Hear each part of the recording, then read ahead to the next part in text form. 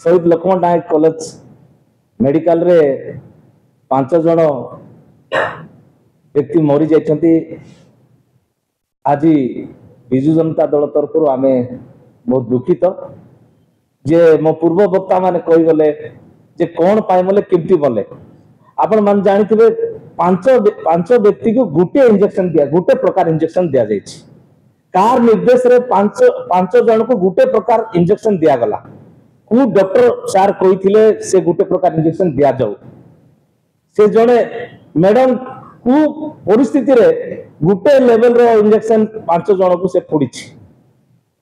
तेणुकर आपको तदंत करा जाऊ। जो माने मते ये दोष करछन से मान को कठोर दंड दिया जाऊ। आउ पूर्व सरकार माननीय पूर्वतन मुख्यमंत्री नवीन पटनायक महोदय जो आशा भरोसा करी शहीद लक्ष्मण नायक मेडिकल कॉलेज तैयार करथिले लोक ताको भरोसा करते अंडीबाड़ कोरापुट जिलार आदिवासी अधुषित अंचल भाई बहनी मान ताको भरोसा करथिले। किंतु आज लोक आस्ते आस्ते से भरोसाटा भूली जाउछंती। आंध्रा को सब लोक पळे जाउछंती। तेणुकरी आर तदंत करा जाऊ। आउ ठीक डॉक्टर मेडिकल रे दिया जाऊ। से नर्स को तदंत करे एवं डॉक्टर दायित्वहीन काम करछन ताको उचित दंड दिया जाऊ। जुपरी भाव रे एक अभावनीय घटना कोरापुट शहीद लक्ष्मण नायक मेडिकल कॉलेज रे घटिछि। निश्चित भाव रे दुखदायक घटना।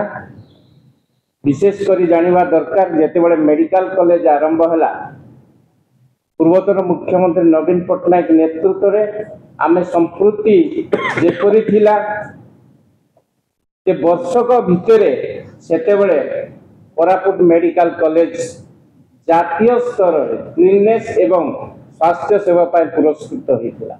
आज तार गोटे अपोजिट जे गोटे मरण जंतर रे पहुंची जाइछि कोरापुट मेडिकल कॉलेज। तेणु एपरि एक अभावनीय घटना को अभिभक्त कोरापुट एवं पार्श्ववर्ती जिला गुड़ाक निश्चित भाव में दुख प्रकाश करुचंती एवं मेडिकल कॉलेज गोटे मरण जंतर परिणत होइछंती बोली समस्त मन गोटे चिंता आछि। तेणु या गोटे उच्च स्तरीय तदंत करा जाओ।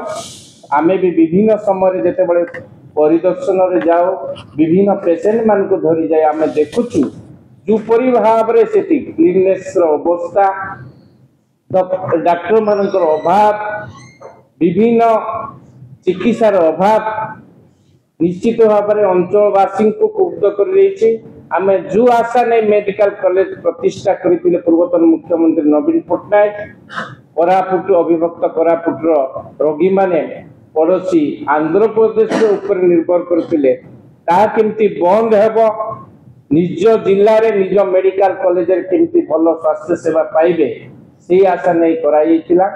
एपरी अभावनीय घटना आम समस्त को दुख देछि।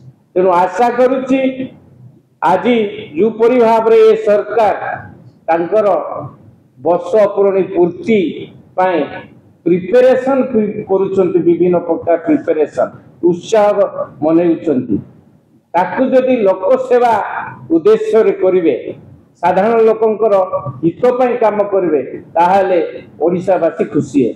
धन्यवाद।